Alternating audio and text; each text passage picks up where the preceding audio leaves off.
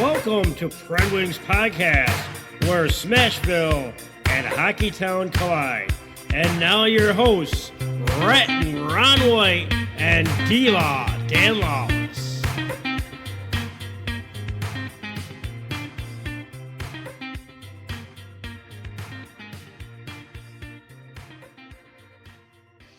Welcome to PredWings podcast, episode 120.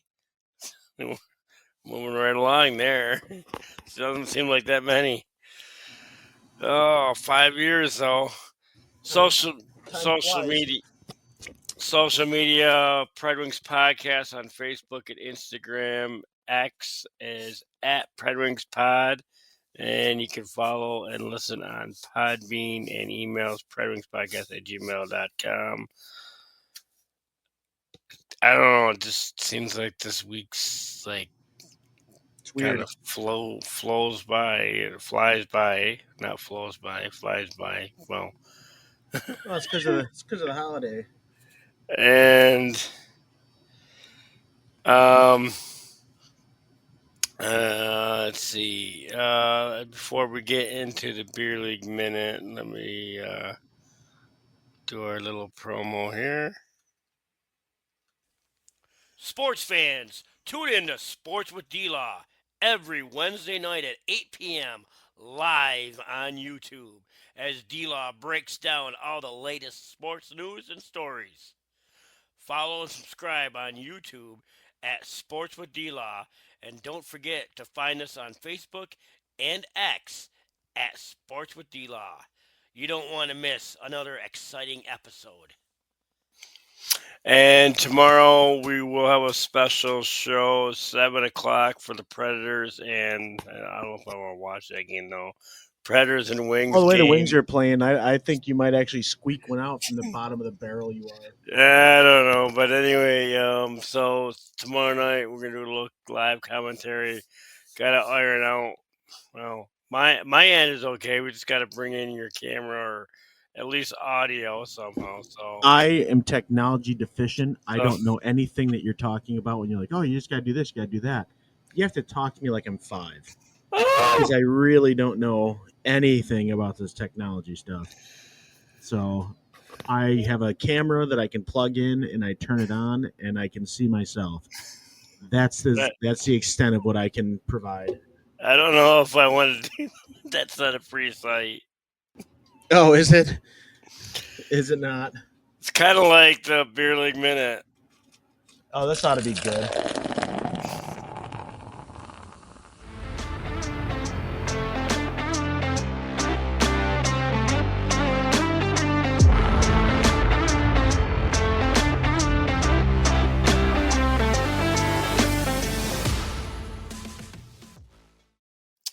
So last week we left off. We had one more game. Last regular season game. Still winless. Looking for that first win. And well, I did have my my salt, so that got me focused. And now, folks, he's talking about salts. It's not bath salts. It's smelling salts. Like thanks to you. Thanks. You made me do that on I don't remember what show. Yeah, but you made me do it first because you were afraid to do it. No, I wasn't. Yes, you were. I ain't doing that stuff. I ain't gonna do that. Who needs to do that? Who wants to do that? If you need to do that, then it's not good. Like that was all the D-Law talk. Yeah, well, I snorted it right on air, and then next thing I know, Dan had to take the bottle after it was half dilapidated. And then it exploded in my bag, so I had to get a new one. That stuff wears out after a while, too. Oh, yeah, because I know this new bottle, I'm like, oh, I almost knocked me in my butt. Yeah, stick your nose right in it. Oh, no. It says to keep it like 6 inches away. Oh, no, you put it right in there. You want to be off the wall crazy wild, man? No, not just that. Do I'm it. not that wild. No. Nah, just do it. Go for it. Just keep it in at 6 inches away, or actually more than 6 inches.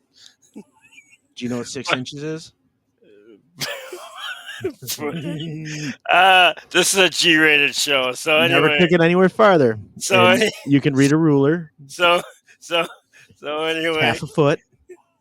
So anyway, it does. It. I mean, it. I mean, the focus. It did. It does help my focus and alertness. But I don't know. I Did it help you mean, enough to win the game? well, we got down 4-0. Ooh, that's a quick turn. That's a quick Then one. they're kind of. I don't know. We're kind of. I don't know. I mean, I was playing pretty good, despite the 4 goals, and then we came back, scored a couple. Kind of like I don't want to say the Predators because they don't come back. Maybe the Wings. But Mm, anyway, that's debatable. so and then we made it 4-2, and then they added another one, which I think they only scored one in the second period, which is pretty good for me. And then the third period, it wasn't too bad, but definitely the first period was my worst. So it was 5-2. Then we scored, I think, in the second, and then the third period, we ended up taking a lead. So it was 5-2. We ended up taking a 6-5 lead. I'm thinking, oh, this is our night. We're gonna win this game. I was feeling pretty good. I'm making some good saves, and then they called a penalty on us for, I guess, tripping at the blue line or something. I don't know. It's barely. It's kind of ticky tacky. They probably. I mean, they never hardly ever called penalties in beer league, but I don't know. I mean, in any case, they had a power play. They ended up. I think that one got deflected. I can't remember exactly. So that tied the game, and then 4 minutes. It was like around 4 minutes left, and we still had the lead. And then that power play goal tied it up, and then it was like maybe 3 minutes left. Right after that power play goal, they scored another one. I don't remember. I think that was the one. I didn't see it. It was screened, or You blinked. that one got deflected. I think, or Oh, maybe. so they're all deflecting goals. Man, you're playing Well, against the best beer league players in the world. well, I didn't say who deflected it. Were you playing against a Mo- pro mo- specimen? most of the times they're deflecting off my own team. Fair. But so they ended up taking a lead, and then I don't know what the percentage is. I mean, we ended up pulling the goalie, pulling me. I went to the bench. And how many goals did they score during that period? That didn't work. I should have just stayed in the net It because doesn't work. I don't know why people do that in beer league. Like, what's the percentage in any hockey? It's probably like 20%. well, yeah, but I mean, but the pros know what the hell they're doing. Well, In beer it league, they doesn't have work in there no either. idea. It doesn't work in the NHL either. Sure, it I'd does. like to see I the watched it happen. I'd like to see the percentage of NHL. Buffalo. Buffalo had two goals against Detroit when they won it in overtime Well, why'd they pull the goaltender twice? to tie the game up. It didn't work. No, it did because they ended up winning 5-4 in Oh, overtime. that's right. That was one of your recaps. So, yeah, there's one example right there. Well, anyway, they scored into that goal and they ended up winning the game. So we're still winless. Yeah, I just don't get nobody on your team is probably good enough to go out there and change the game. Like you guys weren't gonna go out there and create 37 shots in the last 2 minutes of the game with you on the bench. Like I'm sure that the sixth person that jumped out there was not elite. So pulling a goalie, I think, is absolutely none of fine. it, none of my team is elite. That's for sure. It's Then why not. pull the goalie? Yeah, it I looks don't. cool on the I in don't the know. NHL and it gives you an opportunity, but be realistic. I don't know. But in any case, it looks like they finished in ninth place, so it looks like we got to play them in the playoffs. So maybe we'll end up beating them this time. I need to have a better start. Yeah, who knows? Good luck. Oh! Uh, well, didn't fare too well. No, What it do I? sounds like it. Uh, I think the Predators must have been watching us too much because I don't know. I want to talk about them after you do your I think recaps. I only have two games. I think what was it, Colorado, and Florida. Something like that. More blowout losses. That's three blowout losses in a row. I mean, back to back shutout. Couldn't even score a goal against Colorado. I mean, they are a good team, but and then quite frankly, I didn't see either game. So I guess my theory about watching them and then lose and not watching them and they win is out the window. But then again, with this team, nothing matters. I think the score was 8-3. I don't know. I'm not. I, I don't know what the heck happened. I don't know who was playing goal. Probably Saros. I don't. I don't know. Maybe it was me and that. I don't know. Let me let me see real quick who was in that. Or actually, it might have been multiple goalies. I would hope. I would hope they pulled a goaltender. So it looks like Saros started the game, gave up Wait a minute. Uh, yeah. Uh, yeah, gave up 4 goals on 15 shots. Oh, and then he gave up a 1 goal on 1 shot in the second period. He must have got pulled after that one. And then Annan came in and faced 3 shots, no goals. And then in the third period, they gave up 3 goals on 7 shots. So that's 5, 6. So there's no empty net goal, obviously.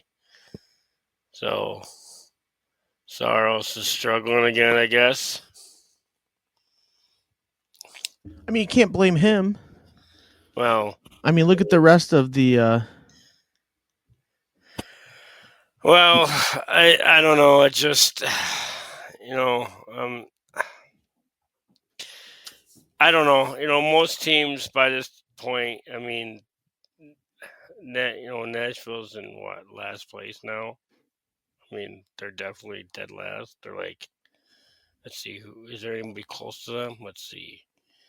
Uh, even Calgary they had them by 3 points. So yeah, I mean 6 wins. By this time, I would think most teams would fire their coach. Yeah. Um, let's see, 22 games in and 6 wins. But the thing is, I'm just speculating here. Bruno and Trotz kind of go way back. Bruno was an original Predator. Trotz coached him, so I'm thinking, he's probably got this emotional, tie or whatever, or loyalty or whatever the heck you want to call it. You know, to See, keep him, and I, he. I don't know what his thinking is, I get that, but I mean, Trotz is going to find but his way out of Nashville just as quick as he got in there. I know the man can win as a coach. Doesn't mean that he's a good GM. Um, and one of the things that I struggle with, I mean, David Poyle left you guys with garbage contracts. He left you guys. He got rid of the best thing that you had going for you, which was Peter Laviolette. Peter Laviolette was the best thing that the Preds had, took them the farthest that they've ever been, and he's a coach that knows how to win. But because Poyle was so poor at his job, and the Nashville ownership, whatever the hell they are now, didn't decide to pull the trigger and get rid of Poyle sooner and let him walk his little magical journey right away from the organization, the fall guy took the blame. So to give himself another year, like I said on one of our shows, they dump Laviolette, blame him for all the mistakes, keep Poyle for one more year so that he can go out on a golden pony and be a Nashville guy, even though he was terrible at what he did. Like I'm going to reverse this with Detroit. I liked Ken Holland. He could not manage a checkbook once the cap started hitting. He was terrible contracts, left the team in despair. I mean, Justin Abdicator, which nobody probably ever heard of. Nobody, no, I mean, maybe guys that have listened to this show here and there, but your average hockey fan does not know who that is, and he was an alternate captain for the Red Wings. He was one of their prized pieces, and they just stopped paying him this year. And he's been out of the league for I don't know how many years. I mean, that's how bad the contracts are, and Nashville's following the same suit. And that's where I struggle with Nashville is that they keep making these excuses on, oh, well, why we shouldn't do a rebuild. And it's not a rebuild, it's a retool, it's a readjustment, it's this, it's that. Rip the Band-Aid off. Get rid of the coach, blow it up, let the new coach come in, kind of see what he's got for these guys. Because who knows, maybe a change of scenery behind the bench could create a spark that's going to take these guys on a wild run to finish out the rest of the season. You don't know. You don't know. Bruno is not the guy. Bruno is not a good coach. He has proven that he's not a good coach at this level. I mean, it's the same thing. I mean, correct me if I'm wrong, with like Blashill. Very successful down below. Could not make it happen in the NHL. And I get Bruno is homegrown. He's got some ties. Put him in the front office somewhere. Let him be the head of development for scouting, or make up some title for him to keep him in the organization if you love him that much. He's not the guy for the bench. And go ahead. Well, I mean, I don't. I mean, I like him, but I just don't. What is he doing for you? don't. What has he done for you the last 3 years? I don't really would think he have a fit. I think they should just. I mean, on paper. Yeah. So what? He was an original Predator. He was in, I believe, in the expansion. I would just let him go. It's business. It's a part of being, it's a part of business. Like, hey, it's just not working out. I'm sorry. He was in, original Predator, expansion draft. I don't remember what team they got him from. But it's like, who cares? I don't, just because he's an original Predator, there's a lot of original Predators that are like not in the organization, that are, even maybe in some of our teams, or maybe not even in hockey anymore. So, I mean, I don't know, obviously Trotz must have a, hot soft spot for him somewhere, but I would, just cut your ties, and he might be upset or anything, but just get him out of there. Maybe some other team will pick him up, and kind of like what Minnesota did with Baldy there. They couldn't win in New Jersey or Nashville, but seems to be doing in Minnesota. But it just, I mean, it's, and I don't know what Trotz is. He needs to, like, it's a business. I know you hate to, it's the NHL's hockey. You hate to do that, but it's a business. It is. Just it like is. every This is a other price business. of doing business, And right? if you're running say you got a business that's not, not sports related, just a normal, like a business that normal on the street, whatever, Mm-hmm. and you have an employee that's, say, he could be a manager, because coach, manager type, kind of, and he's not performing, he's not doing his job, obviously. Maybe Bruno is doing his job, but he's not performing. And if your guy is not performing and your business is losing money, you're not going to keep him around, because you're losing money. You're gonna can his butt. You're gonna fire him. So, I mean, Trotz needs to look at that. The fans are pissed. Business, and I don't see Trotz going anywhere, but he's going to be. I think it's going to come down. I mean, if he doesn't do something, his hands going to be like, the owners are going to come down to him and say, they're going to be pointing fingers at him. You have to make a change. You have to get rid of this coach. I wouldn't even say that. It's not working. You got to figure out how to make a change, or we're going to let you go. And then he fires a coach, and that's the approach that he needs to take. But again, like you were talking about Bruno and being a homegrown guy, did he collect a paycheck while he was playing hockey? I would hope so. Okay, so he got paid to do his job. Like, you owe him nothing. You gave him what you guys agreed to. It never was in the writing that every original player that was on the on the Predators, and he's not even an original Predator. He was a transplant from another team. He was on the original Predators team. Now, like what I would think about is I like think if their first draft pick, that is more important to me, in my opinion, than grabbing some guy off another team that they didn't want. Like, I don't care about that. I don't care what Bruno did in the past. It's what he's doing right now, and he's not performing. And the Predators are in dead last. Am I not mistaken? yeah. They are officially the worst team in hockey. And Trotz is dancing around saying, well, we just got to do some retooling. No, you rip the freaking band-aid off. You accept the fact that you have 5 years of misery while you build from within. Like, you got to build around some of these young guys that you have. And you It, just aren't willing to do that. You're getting all these. I mean, on paper, and this is why I think I blame Bruno, and you can agree or disagree. This is just my opinion. On paper, you guys have a very good roster. You've got names that everybody knows. You've got yeah, players who can but still I play think hockey, but they're they're not older. producing. It doesn't They're matter. They're not I producing. think they're older and they're past their prime, and they're. I mean, I don't know. I think it's. I mean, like as much as I like March Stamkos, I think. So are you agreeing that the contracts are bad? Long contracts for old guys are not good. I know you liked him Well, last I year. You mean, you did. You wanted to keep him long term, and we had this conversation, and you liked it.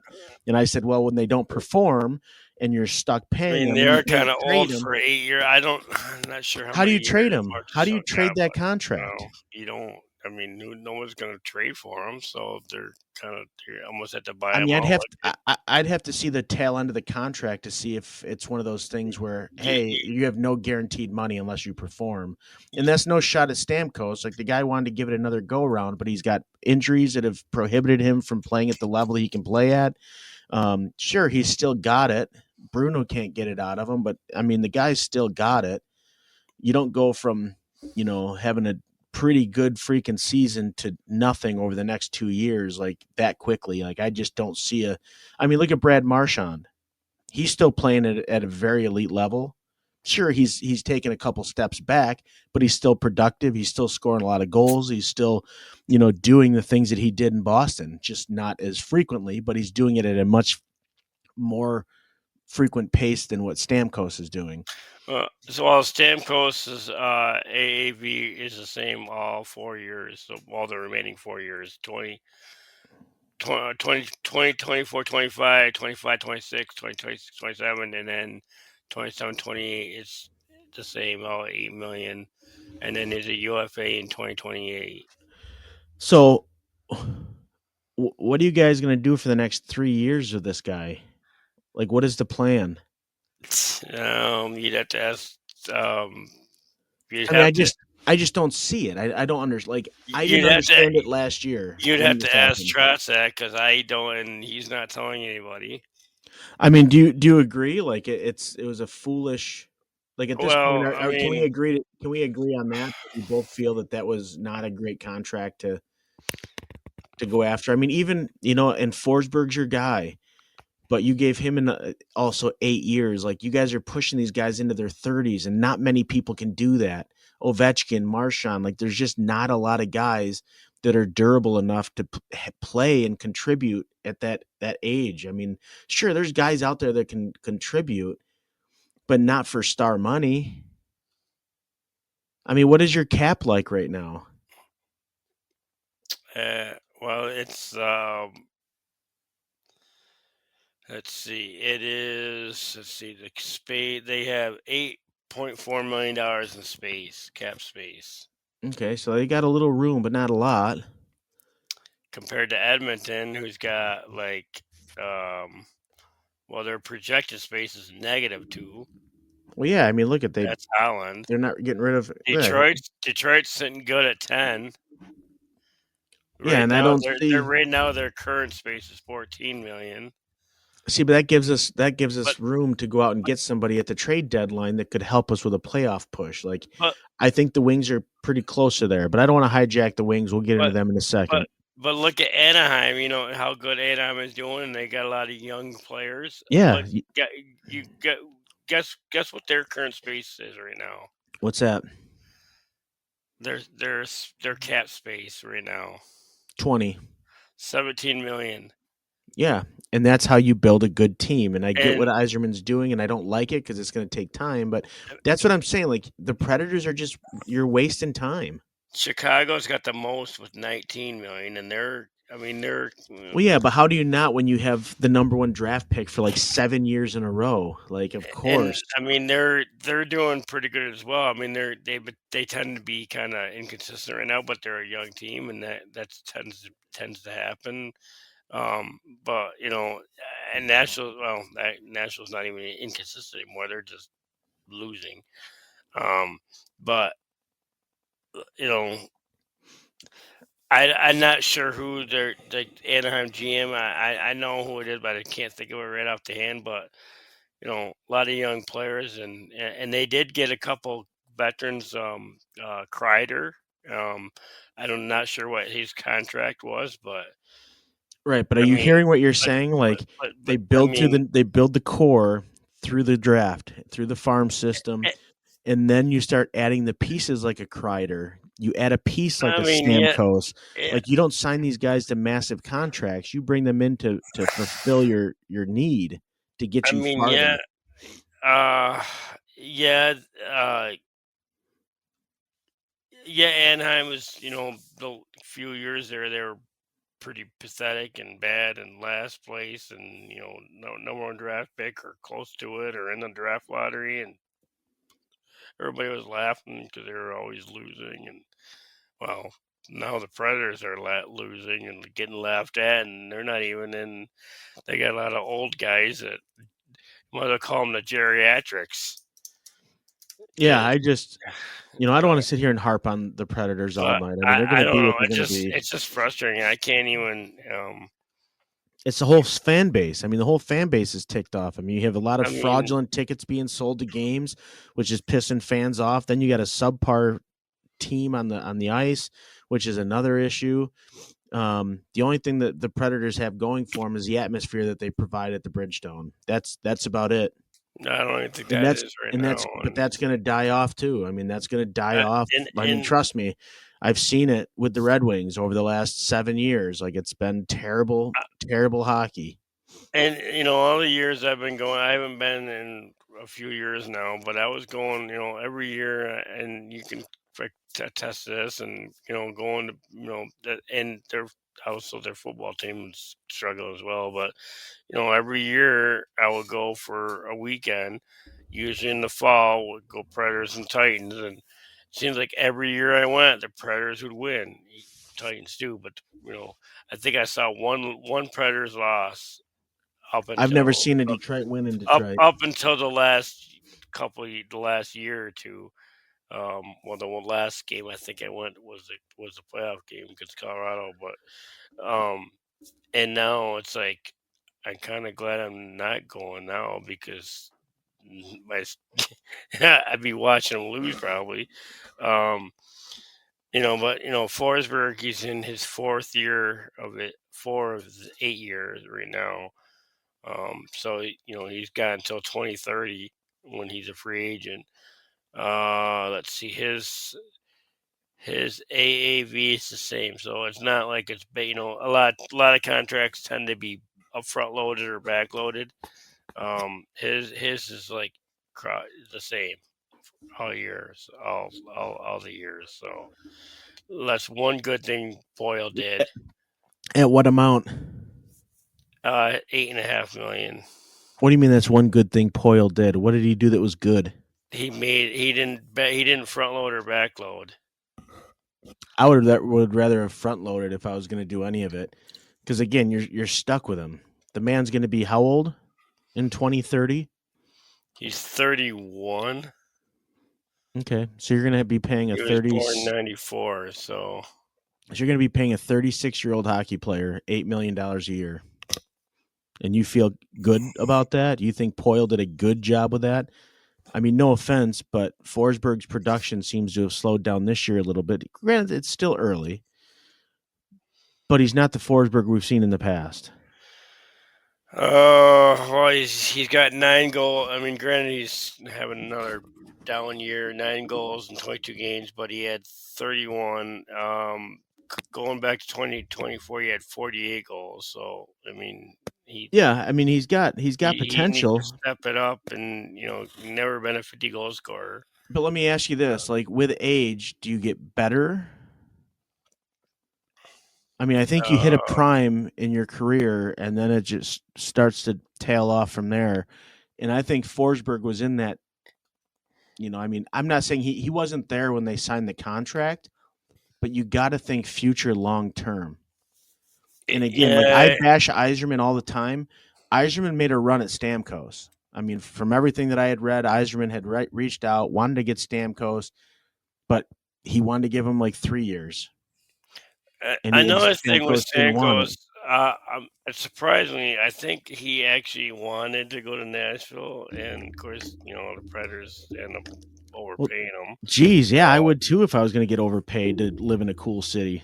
100%. but because he had bought a house there before he even signed, so Yeah, um, no, I'm not saying I that. I mean, think I I think I just and so he kind of had them in.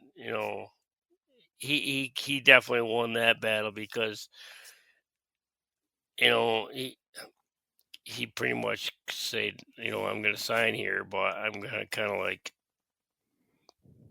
make they wanted. I don't know the Predators probably wanted him more than he wanted them. I would assume. I don't know. well, yeah, look at his contract. Of But course that's the case. so he's probably sitting back thinking, I think I can get way more than and then he's looking at other teams, and of course that also sweetened the pot for the Predators because they offered him what that money, and other teams I mean, obviously if you're looking for a job, one company offers you this and then another company offers you this, you're probably going to go after the company that offers you more. So it's basically, as I mentioned earlier, it's a business, which Well, yeah, I mean, of course you're I going to kind of chase the hate bigger it. money. I So, mean, that's the obvious statement. Like you're going to but chase the more money, of course, especially when you're old and nobody else is going to give you a shot like that. Yeah, you're going to chase the contract. You're going to chase the terms and the payment. And that's why he's not a Red Wing because eh, Eiserman was not going to give him the money that Nashville did. He's but just not worth it. I mean, but then if you look at a lot of the free agents, there's not really a lot. Either the free agents are either older players or they're like the young players that are just coming out of the entry level contract. So it's just like, do you really want to? I mean, I guess it's a risk either way. Do you want to give the money to somebody that's just coming at entry level contract and You don't give them money. maybe he had a good year and then he'll flop, or I don't, But just to give you an example. it's a risk. It's basically what it is. But so I don't know. I guess I'd rather risk it on a young player that's got potential Yeah, of course. That's how you build a because good team. I mean, look you at know every team that's won the Stanley Cup for the last however many years. They build from within. That's if what you do. because I mean I mean, i- you guys are not going to be competitive for the next 5 to 6 years. I think you if guys you just look need to at rip the Band-Aid off. if you look at Stamkos's numbers going back, I mean, let's see what he had his second year. He had 51 goal. Yeah, Actually, but I don't care about that. Nobody should no, care no, about no, that. no, no. I'm just saying. My point. He, actually, his fourth year, he had 60 goals, and then it obviously dropped because I mean, 60. There's not too many players that And are he going had to the score hip 60 injury. goals. Like he But, had some big injuries. after that, he had 1 year where he had 43, and then it dropped down. Then one year he played 17 games, and then he played a full season in 18-19. He had 45 goals, and then since then it dropped, and then he really didn't get up to that. He had Yeah, 42, because he's and old. then his last year with Tampa he had 40, and he had played 79 games. So I mean, I don't know. Plus he's also a minus 21. Um, but it's like the Predators didn't see his numbers. I don't know. Maybe they did. I don't know. But They I mean, weren't thinking long they, term. they They might were have been thinking like in the blindsided. here and now, and the only way to get him was to And sign him for long term. he had his first year last year, 24, 25, I guess that was last year. 82 games, 27 goals. I I mean, mean, it's not that's not bad. bad, but for 30, how old is he? 35, so he was 34. Let's see, his birthday is in February, so I mean, you guys are going to be paying a 40-year-old player $8 million a year. I mean, isn't that insanity to you? but I don't, and there's nothing they can do right now. I mean, other than the only other option, who's going to trade for him unless they I you I don't wi- know. without having to keep half his salary. And why would you want to pay half his salary while he's playing for some other team that's probably going to score goals against you?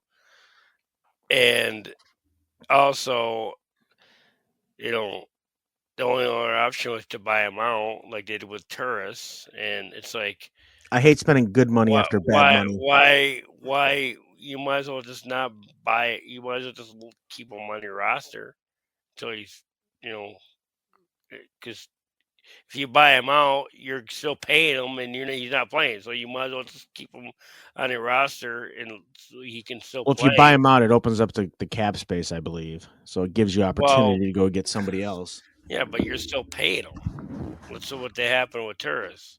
Yeah, but then you're not They're dragging finally, it out. Like you just rip the band-aid off, accept the fact that you made a terrible, terrible decision, yeah, but and you're still paying him doesn't for matter. But not now playing. you've opened up the door. Right. That's bad or that's good money after bad money. But you've opened the door to bring somebody else in. And the money's already gone. Like it's not going to hit your cap. Like it's gone. It's paid out. Yeah, I Uh, think Nashville's in they're in some yeah, dire issues. the buyout is a third of the remaining salary, and it's then spread over the remaining years of contract, creating a new cap hit. So, I mean, Correct. So it frees up some money. But I mean, like I just we've don't. been on Nashville for a while I here. just don't like that option. But before we end with that, going back to Brunette, um, it's kind of ironic that he was the first goal scorer in Predators history. So I don't know if that's got anything to do with it either. But I mean, big deal. He scored the first goal. I mean, doesn't mean you can keep him in as a coach forever because of No. that. I mean, even if Eiserman did that with Detroit, but I mean, this is a business. You can't like think with your heart. You got to think with your brain. And that was something that um what's his name? Ken Holland did frequently with Detroit. But yeah, I think Nashville's in for some tough times, and if they're not willing to do a rebuild, I mean, you're taking a 4 to 5 year process, and you're just now you're when were you guys in the Stanley Cup playoffs or in the Stanley Cup finals? 2017. Okay, so you're 8 years in to a retooling, and you are just getting worse every year. I think Nashville's got to rip the band-aid off, blow the place up, sell everybody, find one or two or three guys that you want to really build around, and then shop anybody and everybody that they can. Blow the team up. It's time. I mean, that's what the Red Wings did. Bring up a few Well, prospects, bring in some very cheap players, like getting rid of um, like even Patrick Kane didn't cost that much. JT Comfort, JVR, like they brought in guys to complement the young guys. And I think Nashville just they're I don't know, they're reluctant to just do it. They want to make up all these fancy funny names on what they're doing, and it's like just call it a rebuild and actually do it. but the thing is, they do have some younger players too. Bunting's not young, but I mean, I would, I mean, I would like to see him obviously keep him. eventually it's a Yeah, I Forsberg. mean, you're not going to get rid of everybody, but I mean, guys like Um, Stamkos, like I'd May keep Yossi, Ohala, I would probably get rid of. Tyson Jost, I would probably get rid of. As much as I like Marchessault, I'd probably get rid of him. McCarron, I think he's 95, so he's but sort you're of. in a rebuild. You got to get rid of some of these. O'Reilly, as much as I like O'Reilly, it might Orioles hurt. playing.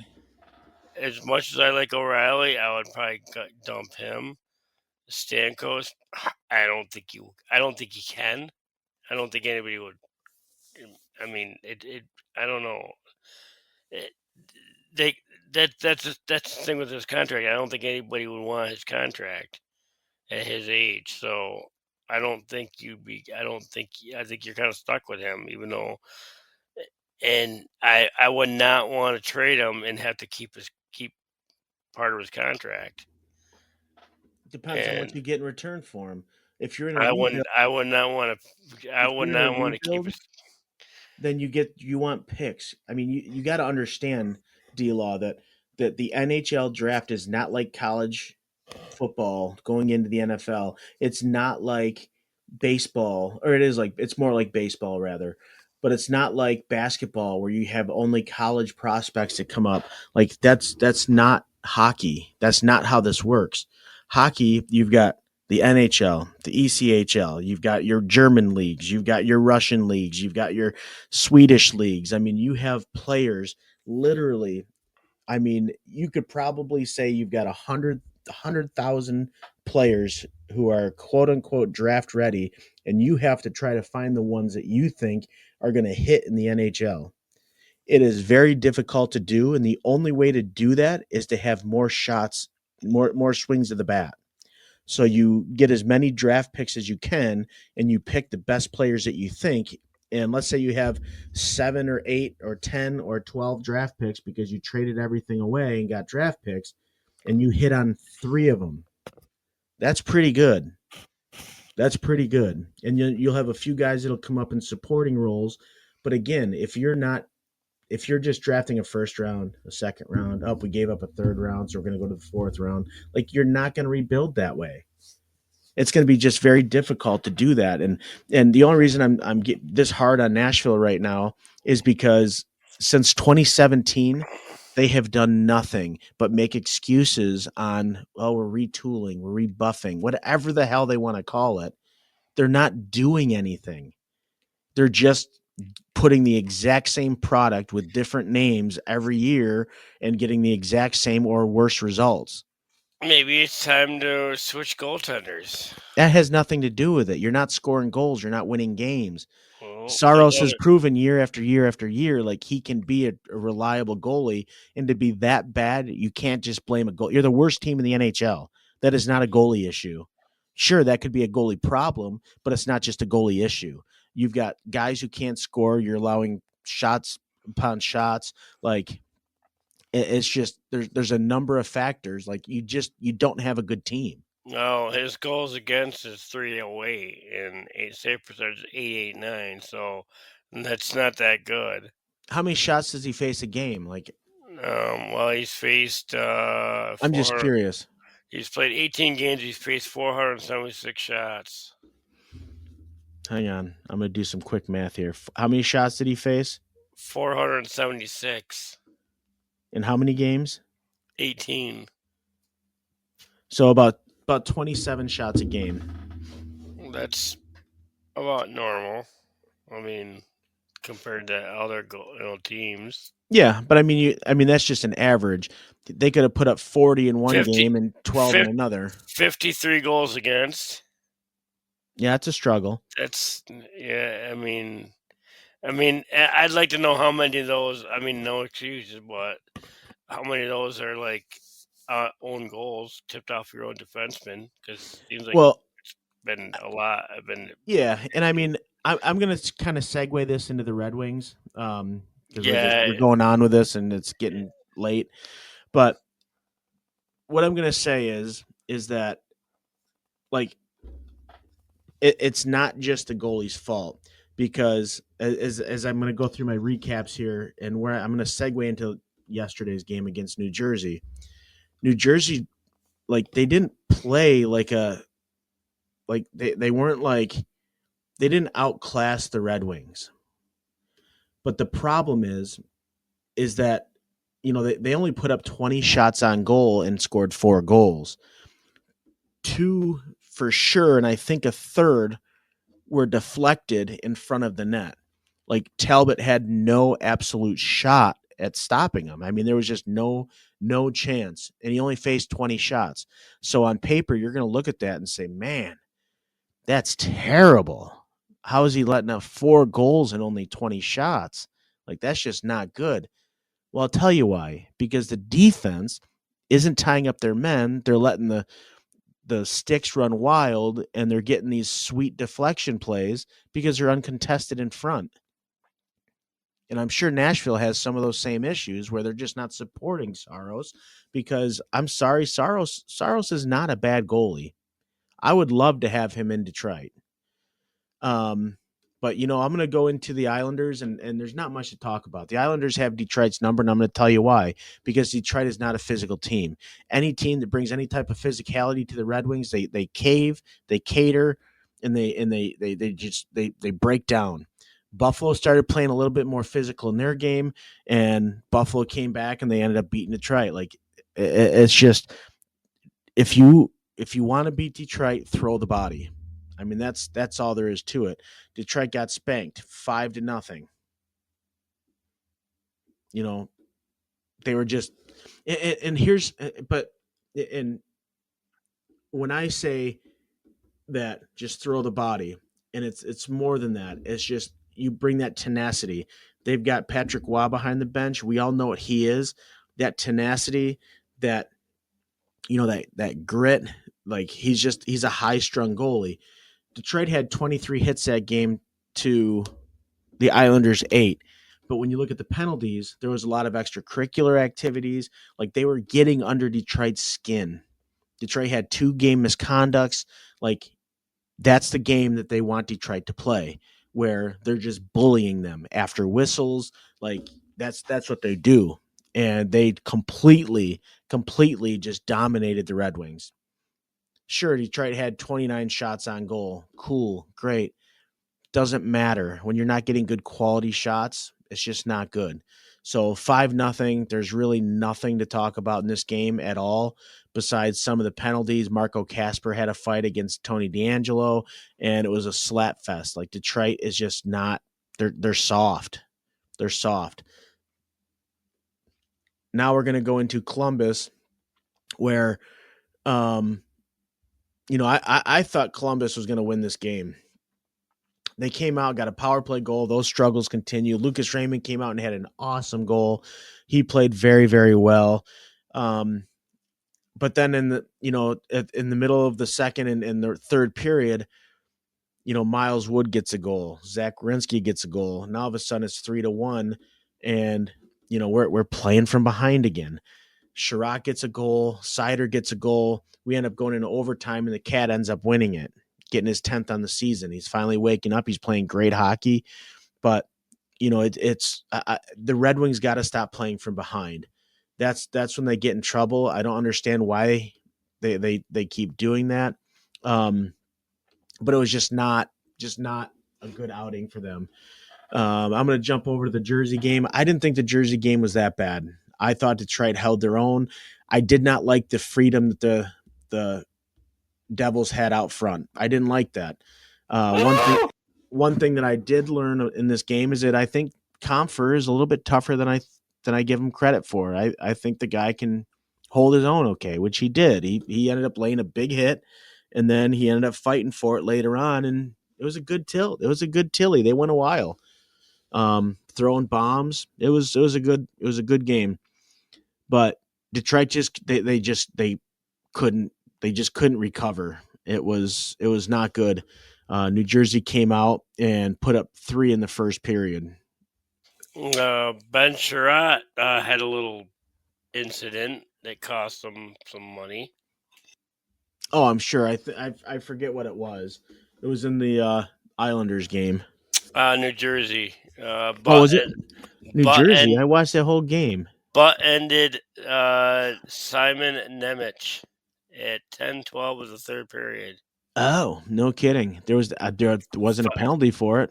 It Five must have thousand dollar fine. it must have went under the radar, and they must have caught it after the game. So I was gonna say he got something. Larkin got a 10-minute misconduct.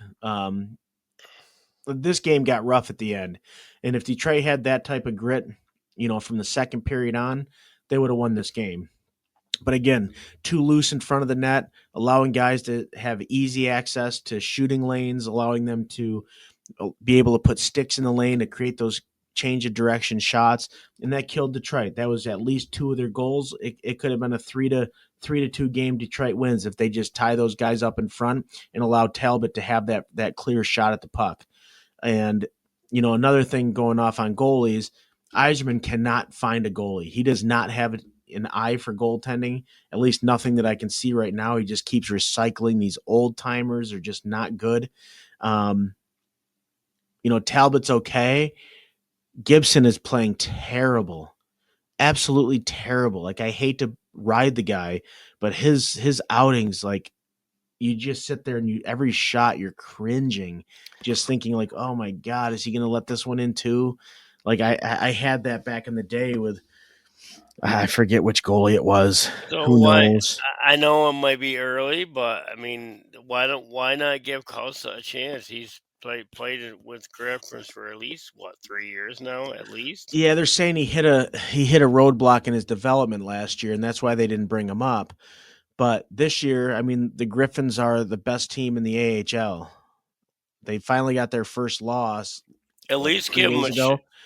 But the I don't guy's know. playing great. He's playing Uh, great hockey right now. And then we got Trey Augustine, who's also playing great hockey. I mean, we have two great goaltenders, and my guess is you'll probably see one of them get traded for a bunch of picks, and the other one's going to be our star, because there's just no point in having two phenomenal goalies, on the same bench. Like, I get it, and you want that, but when you've got one guy who's can carry the workload, then you can have a guy like Cam Talbot behind you, a veteran to help the guy grow, give him some tips and pointers, be a mentor to him.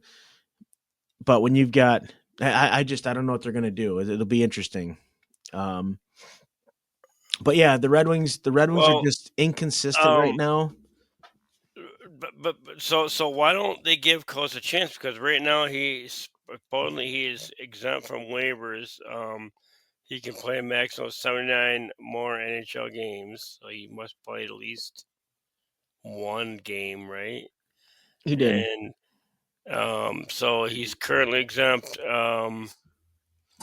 with an I'll tell you exemption why. left I'll for tell you 3 why.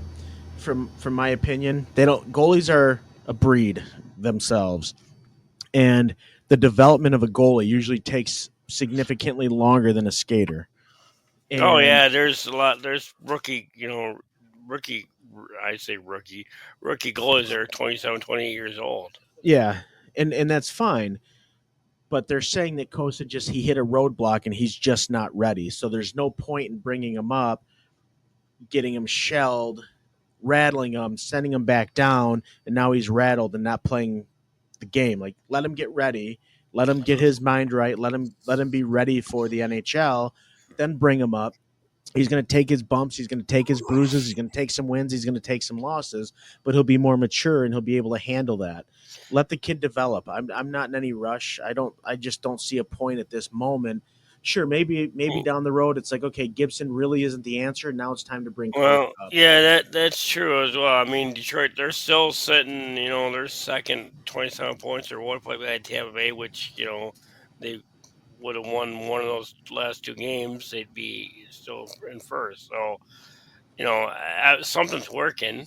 I mean, they only have Yeah, nine regulation losses, so you know. I mean, yeah. So I guess you can't be too hard on the goalies. They just, you know, it, goalie's gonna have an off night every once in a while. yeah, yeah, absolutely. And Gibson just has too many. But yeah, I guess my wrap up here with Detroit, because I don't want to be long winded on the Red Wings. They're just, I don't know how to read them this year. I've seen some improvements to date. I like that they've got a lot of young guys, Marco Casper. They've got Emmett Finney, who's I love the kid. I like Emmett Finney a ton. I think that he's putting himself in the right spot. I think that he's going to be. I think he's going to be good. I think he's going to be a good player for the Red Wings, and I think that um, he's going to have a pretty decent future with him. But Jonathan Berggren, he's okay. He's not a all star, but he's young. Um, Nate Danielson, who's playing the kid. The kid's got a lot of potential. He just needs to get some reps in at the. I'm not going to put him at a Connor Bedard level, but it's taking Connor Bedard some time to get acclimated and to present himself as a good player. I think Nate Danielson's going to be the same way. I think it's going to take him some time to get off the ground running, but I think he's going to do very well. Like I said, we got Marco Casper, we've got Michael Rasmussen, who's not young, but he's not old. Lucas Raymond, Elmer Soderblom, um, Jacob Bernard Docker. You've got Simon Edvinson. You've got Albert Johansson, Alex Sandin Pelika, Moritz Seider. I mean, all those guys are young. Young. I guess I'll go through our older guys. Mason Appleton, JT Comfer, Andrew Kopp, Alex DeBrinket, Patrick Kane, Larks. Yeah, I was just gonna say, I didn't realize Appleton was he. I thought he was a more younger player.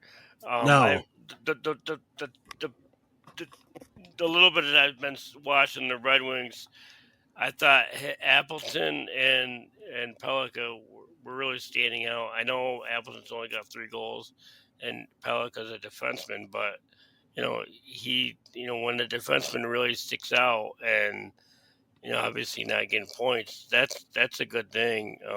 Because you always want the defenseman to really be on top of their game because it shuts down the.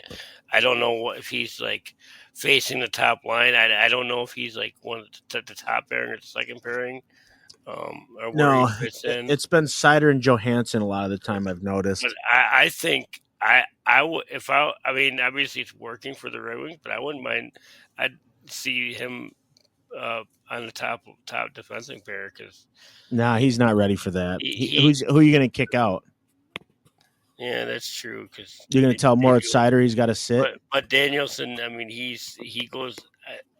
If I'm thinking right, a couple of those goals actually he only had 1 goal. I think that was a He deflection, had the right? second. Yeah, he had the second one that was called Um. back. Oh That was yeah, a that's nice right. goal. He split the defense Yeah, through the legs, that's right. went around the goalie. It was a nice play. That's the one that was offside because and yeah the one that's right his first goal was the one that was like the Plinko. pinball, but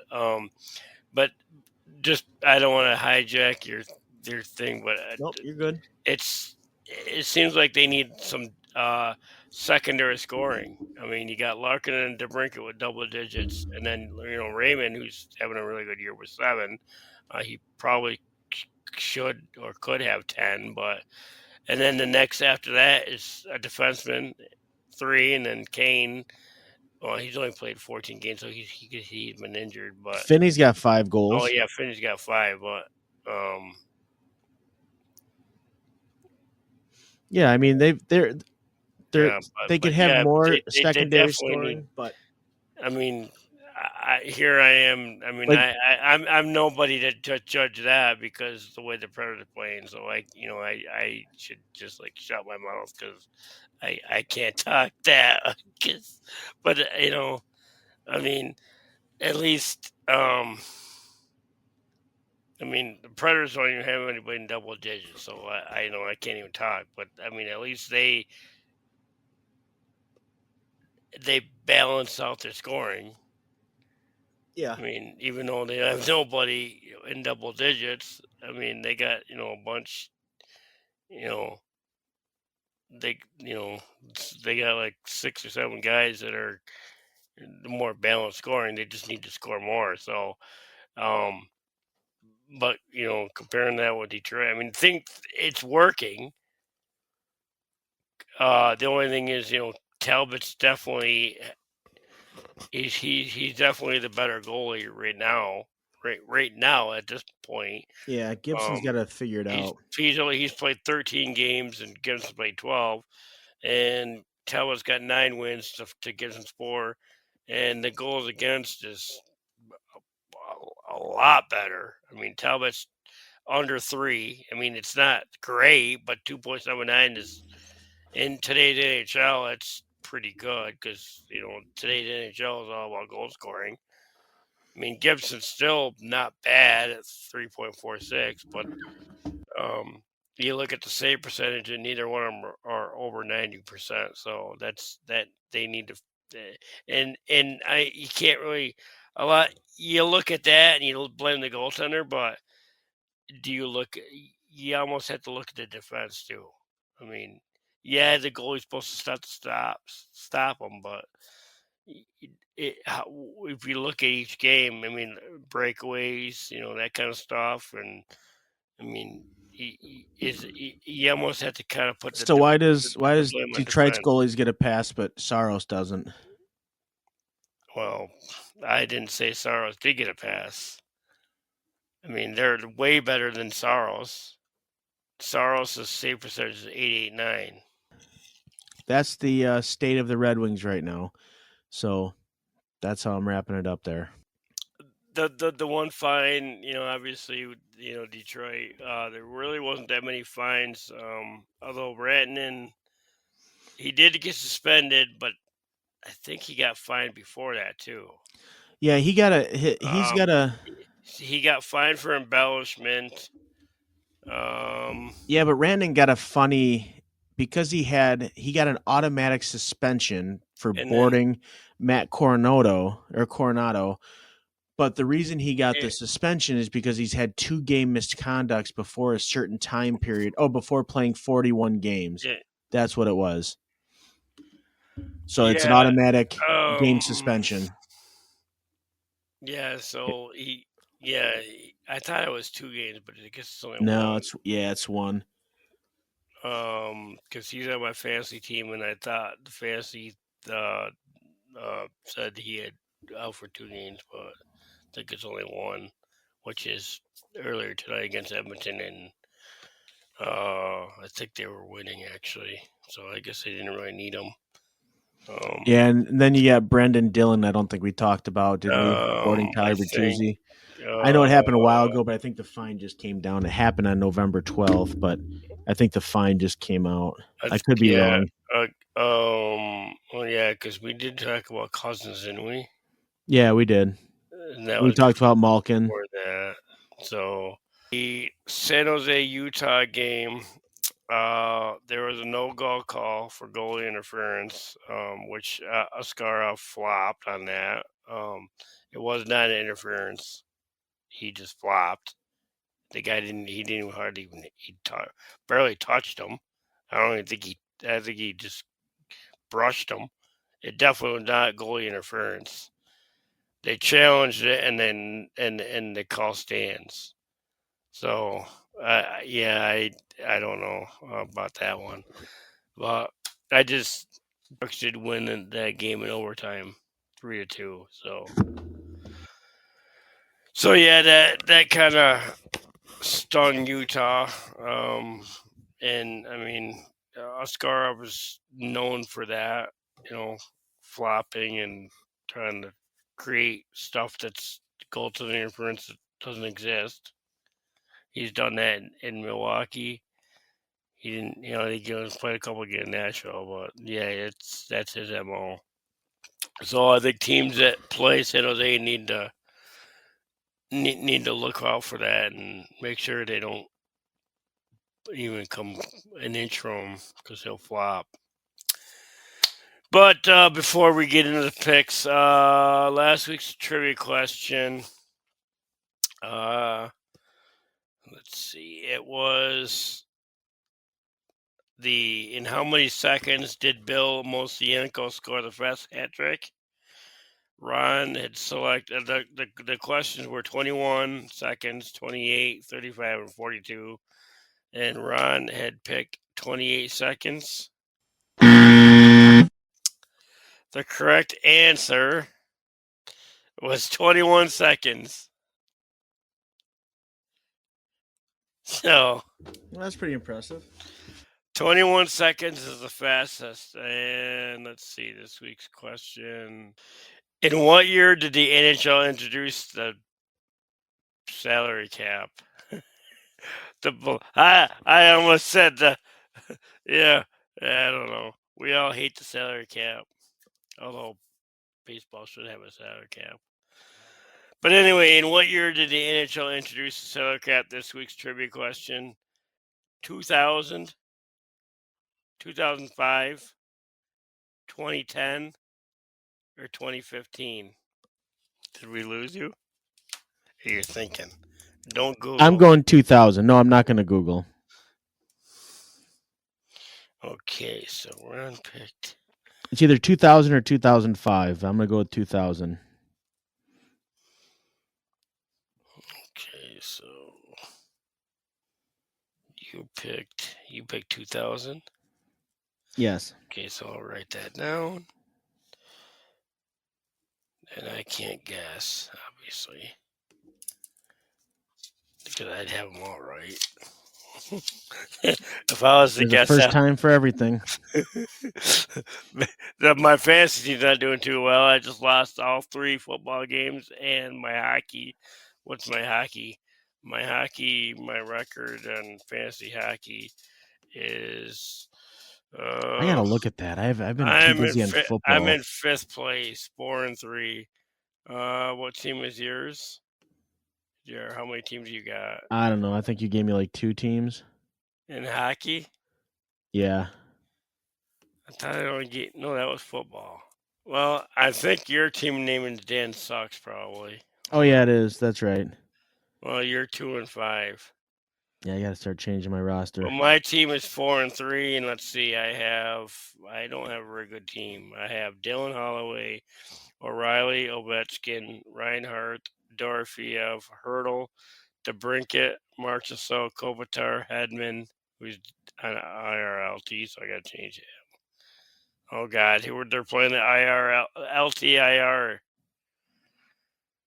They're playing the LTIR game now. Tampa Bay is. Whatever. Sider, Sergachev, Montour, Hintz had 21 points for me tonight. Forsberg, Rantanen, which we talked about. Lekanen, Slavkovsky from Montreal, Byfield. He's having a good year. Brazo is still on the IR. Yeah, I actually picked him up early in the year. My goalies suck. Hellebuck, Vamelka, and Saros. I don't know. I guess I don't know how I'm like in 5th place out of 8 teams. Well, that's not very good though. I mean, my football teams aren't that bad. They're just lost the last couple. But anyway, enough of that. So the trivia question's done. What do we got next? I don't have a hot mic this week unless you do. Nope. Actually, I didn't even try to look for one. I've been so busy. Sorry.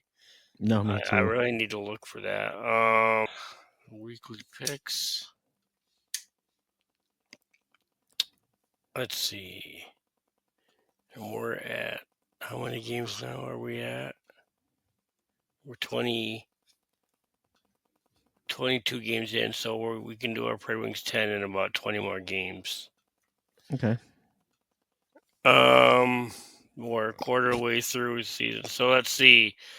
The Preds side, let's see, we were both right on the Colorado. 3-0 loss. We were both wrong on Florida. I don't know why I picked a win. I don't know why. I should know better. So on the wing side, I actually have a 4-game winning streak going because I was right on the Islanders and you were wrong. You got a 3-game losing streak on the on the Detroit side. Yep. I picked all wrong. I picked Islanders right. You picked them wrong. I picked Columbus right, and you picked them wrong. I said the Wings were gonna win that game, and I was right in overtime. And then New Jersey, I was right, and you were wrong because New Jersey's just in another world. Yeah, They're but they like didn't. But they didn't like impress me to the point where I was like, "Holy cow, this team is unbelievable." It wasn't like that at that. all. That's the way New Jersey seems to be, though. They're not like at Edmonton. They're kind of sneaky. I mean, Yeah, I granted I haven't watched New Jersey a lot or any, but you know, um, so that leads us to this week's picks. Let's see, Predators. Obviously, tomorrow night we're doing the Detroit Nashville live commentary. Um, hopefully, if not on OB, I really want to do it because my Sports with D-Law show is usually on Wednesday night, so it could be on YouTube. If not, we'll be doing it on live on Podbean. I'm still gonna go with the loss, Detroit Nashville game. Um, I'm gonna go with the loss for that one. Are you gonna stay with loss? yep. And then they go to Chicago on Friday, the day after the Black Friday. I'm gonna call a loss. I'm going to the win on that one. They're not That's just at, going to keep losing. that's at Chicago, and then the return home. It's a back-to-back home against Winnipeg. That one's a loss. I'm going loss. And then let's see, the next one is next Tuesday and the second. I'm gonna pick that anyway because we usually record on Tuesday, so that's Calgary home. As much as I want to say lost because Nashville's just, I don't know what their answer is. They're gonna find a way to win. I think they beat Calgary. Let's see, they did beat Calgary on the 1st of November, 4-2. So I think I'm gonna call a win for that one. I went with the win as well. But let's jump over to the Red Wings side. Obviously, we both picked win for Detroit in Nashville. And then they have Tampa Bay at home. I'm going to the win on that one. And then we I'm got, go. I'm oh, going sorry, with a go ahead. win. I'm going with a win as well. And then we're going to Boston on 11/29. Back to back, just like the win Predators. I'm going a loss with that. I'm going with a loss as well. They don't have a back to back. They've got a game in between, a day in between. Um, But then their second game, I'm going with the 28th and 29th is back to back. that back to back. Yeah. Yes, my fault. I thought you meant because they're playing Boston back to back, but there's a day in between. But Um, I'm going to the win on that second Boston game. I think at home because I think they're going to lose it at Boston. I think they'll come back and redeem themselves. the second, that's a Tuesday. That's next Tuesday. I'm gonna call. I think that's gonna be a loss as well. Let's see. So no, let's see. Neither one of them plays on the 30th, and neither one of them plays on the 1st. So that is a true. So that's a true back-to-back, true home and home for Boston. The 29th and the second, even though it's what it's like 3 days in between Something like that. the 29th to the second. But it's actually a true home and home because neither one plays in between. No, they don't have a game in between. So that is a true home and home. True home and home. That's weird because usually the home and homes are like back to back, like the next day. But so I don't know. They're going to Boston, and then they go back home. So I'm sure Detroit's leaving right after the game on the 29th. But is Boston going to come to Detroit right after the 29th, or are they going to like stay in Boston and come back and leave like the day of the game? I don't. Do they usually come the night before or the game or the day I of? have no idea what they do. Detroit will be leaving right after the game to come home. Oh, I'm sure I'd that. imagine Boston will probably leave probably the next morning. I would Eh, guess. If I was Boston, I would leave like right after the game on the 29th and then stay in Detroit for those 2 days, even though there's probably not much going on. But I don't know. I mean, it's probably doesn't really matter, but I don't know. Maybe it does, maybe it doesn't. I don't know. I mean, maybe we make too much of the travel. Maybe it is nothing. I don't know. I mean, it's not that big of a trip either. No, Boston, Detroit, but I don't know. Maybe we just maybe as fans we make too much out of the travel. Maybe it is a thing. I don't know. I mean, obviously I never played, so we'd have to ask somebody that's actually done it. So, um, but that's our picks for the week, and you can join us. We can do a live commentary. It'll be fun anyway. Um, but also check us out. Check out Sports with D-Law normally on Wednesday nights. Sports fans, tune in to Sports with D-Law every Wednesday night at 8 p.m. live on YouTube as D-Law breaks down all the latest sports news and stories. Follow and subscribe on YouTube at Sports with D-Law, and don't forget to find us on Facebook and X at Sports with D-Law. You don't want to miss another exciting episode. All right, that's Wednesday nights on YouTube. I think I'm done for this show. Just don't forget to join us on Wednesday night, 7 p.m. for our live game commentary. That's all I got for tonight. yeah, that's all I got too. Our social media, PredWings Podcast, Facebook and Instagram, and X, we're at PredWings Pod, and we're also on Podbean. You can join us live on Tuesday nights. Email predwingspodcast@gmail.com. And thanks for tuning in to the PredWings Podcast. Good night, Hockey Town. See ya, Smashville.